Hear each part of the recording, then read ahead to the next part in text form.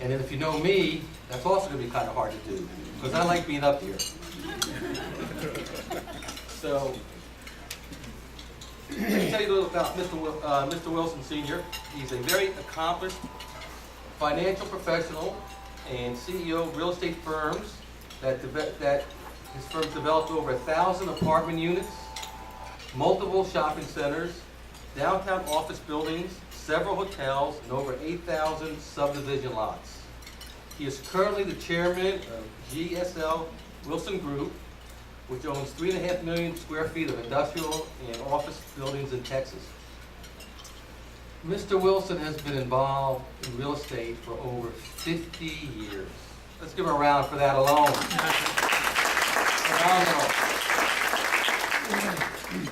I would like to take a moment to mention just a few of his positions and honors that were bestowed upon him during his tenure. In the 50s, he served in the executive office of the President in the Eisenhower and Kennedy administrations as a 5-star director of civil and defense mobilization. During the 60s and 70s, he was chairman of the board of 2 Texas banks, chairman and CEO of the American Stock Exchange, and a 10% owner of the Houston Astros. Was that a good investment? I know. Maybe back then. In 1996, Mr. Wilson received the College of Business Distinguished Alumnus Award from the University of Houston. For 3 years ending in 2010, Mr. Welcome Wilson Sr. was chairman of the Board of Regents of the University of Houston. In 2011, he was named Entrepreneur of the Year by the Houston Technology Center, and more recently was inducted into the Texas Business Hall of Fame. Last month, he received the Lifetime Achievement Award from the Houston Business Journal. Everyone, I give you Mr. Welcome Wilson Sr.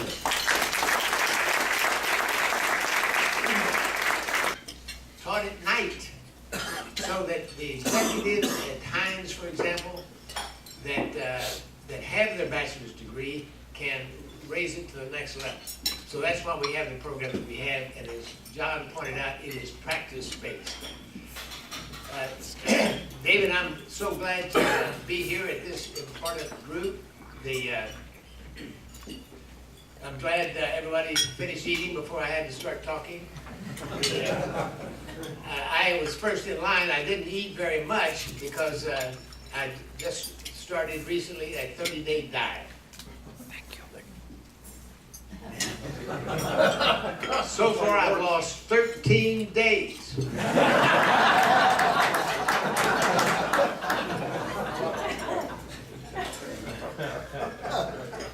I'm going to speak.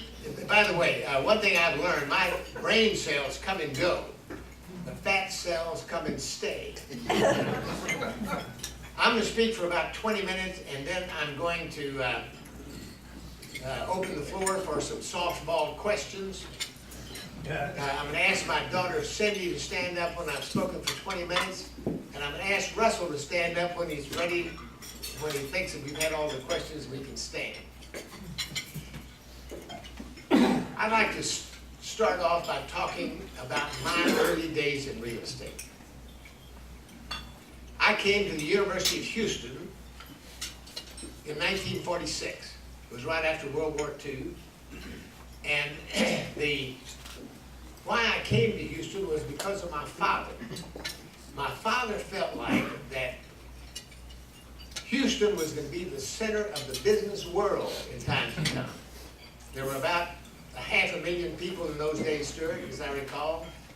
Now in metropolitan Houston, 6 million people, 4 million in Harris County. So because of my father, we decided to enroll at the University of Houston, which was only 18 years old, just like me. I was 18 years old. I had been drafted in World War II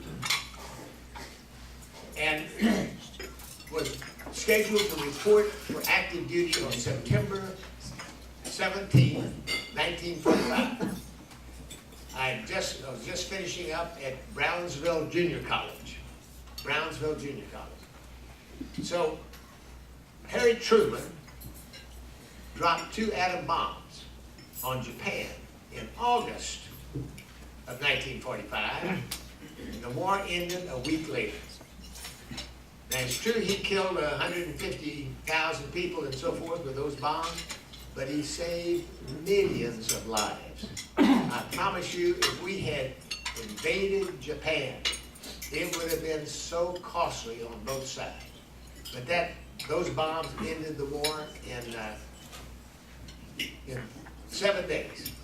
And they've been serving us well ever since, in my view. But anyway, my brother and I left Brownsville Junior College to enroll at the University of Houston. So he drove us up here, and I'll never forget, Glenn, what he said to us when he dropped us off. It was in front of trailer number 67, an Army surplus house trailer on the campus at the University of Houston. The bathroom was a block and a half away. So he said, all right, boys, I paid your first semester's tuition. I paid the first month's rent on this house trailer, $10. And he said, here is $50 each. And whenever you boys need anything, I want you to call me up on the telephone. That's the way we talked in those days. We called people up. And he said, whatever you need, and whenever you need it, call me up on the phone, and I'll explain how to get by without it.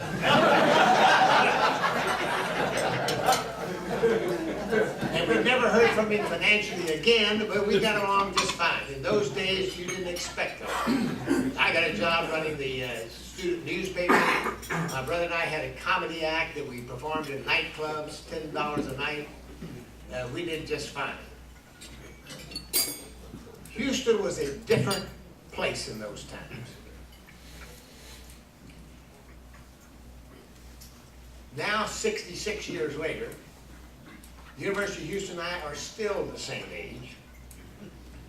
And although the University of Houston has never been more vigorous and youthful and on the cutting edge, I, on the other hand, Jim, I am moving more slowly. David Thomas, if you hear me talking about happy hour, I'm talking about a nap.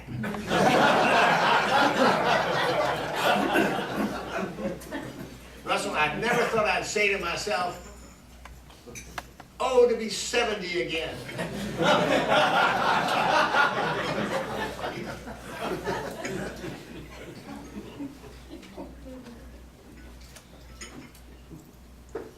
What was Houston like? By the way, I'm glad to be here with Stuart Morris, the only man in the country older than I. I have some more to say about Stuart here in a minute. But what was Houston like in 1946? Well, there's a guy named Jesse Jones who was Mr. Everything. He had been Secretary of Commerce under Presidents Roosevelt and Truman.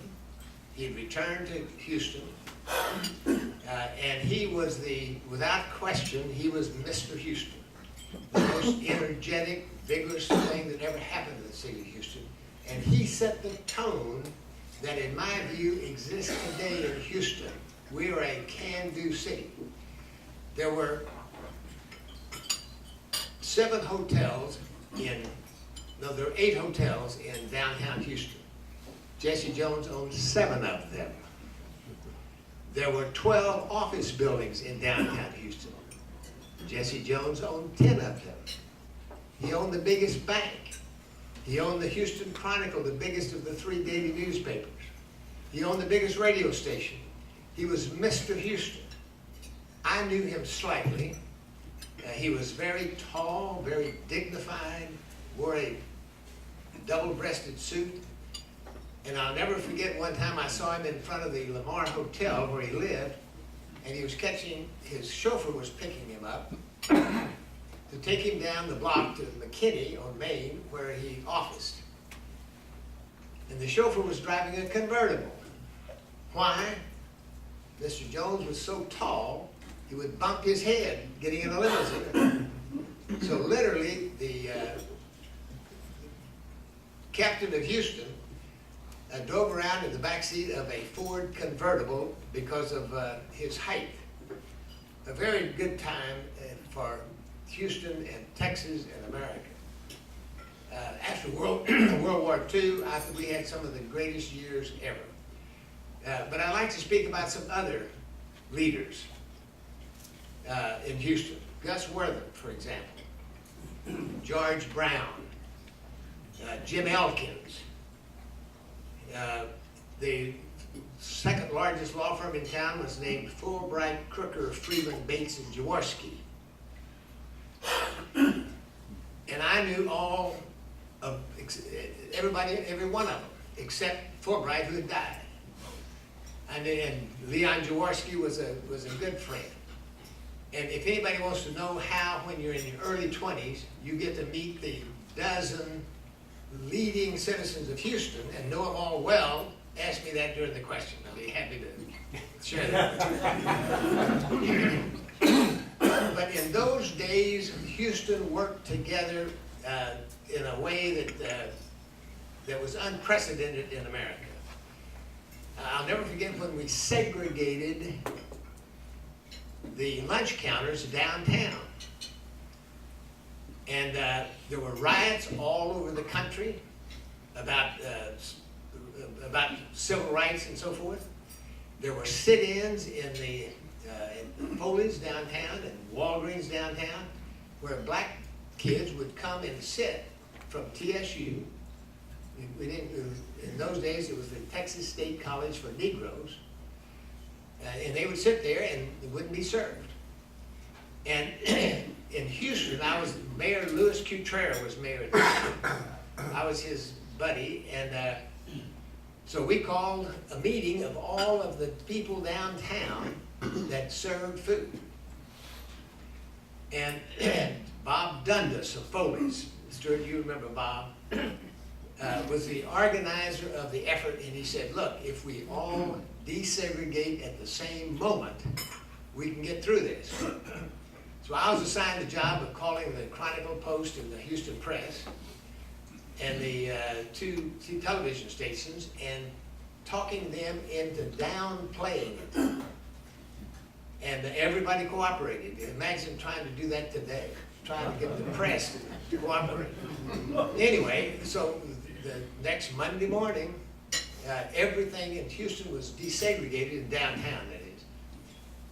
And without an incident, without a riot, without any problems at all. Houston has always had that ability to do it. R.E. Bob Smith was another leader. Stuart Morris was a leader in those days.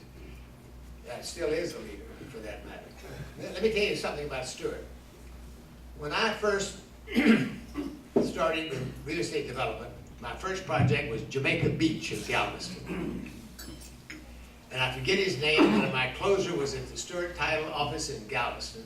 And in those days, Stuart Title had two offices, one in Houston, one in Galveston, both of them kind of sleepy. And the chairman of the board was Stuart's cousin.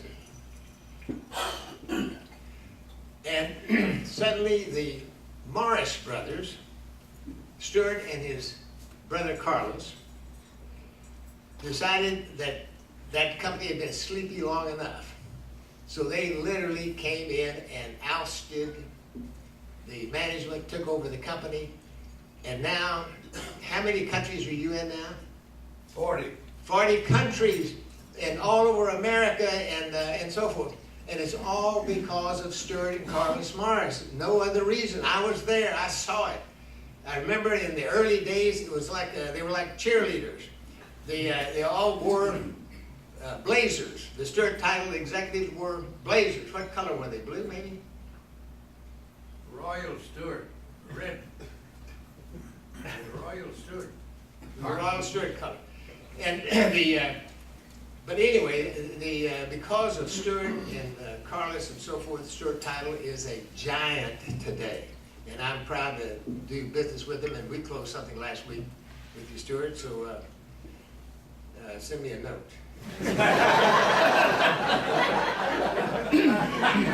All right, where was I? Maury Bob Smith. Maury Bob Smith was the largest landowner in Houston. And he owns about 500 acres west of town, kind of close in, near Post Oak. It's now known as both sides of the West Loop. He owns 7,000 acres further out Westheimer, now known as both sides of the West Belt. He was a visionary. He didn't believe in real estate development. He kept telling me, Welcome, if you try to take a piece of land and develop it, all you'll do is mess it up. He said, just buy it and hold it. Well, of course, my holding power was about 10 minutes, so I had to develop instead. But Bob Smith believed in real estate. I went to work for him in the early 50s, and I was going to go in the oil business. And he was going to send me to Snyder, Texas, where he had just brought in a couple of wells. He went on to drill 90 wells in Scurry County, Texas, without hitting a dry hole. 90 wells. It was a huge, huge find. And everybody asked, well, you were such a genius to know to lease up all this property, whatever. He says, wasn't anything genius about it. It was just cheap. and he made a statement, George, that I think is true. He said, luck has a great deal to do with success in business. Luck about the economy, luck about a variety of things. I know people in the Eagle Ford Shale area. Luck, now they're paying some huge, $1,000 an acre, bonus money and such as that. So luck has a lot to do with success of any kind, I promise you that. But back to Bob Smith a minute. I'll never forget when he bought 500 acres out in Westheimer. It was out by Stuart Morrison's house, now that I think about it. I ran cattle on. Yeah. And he paid $1,200 an acre.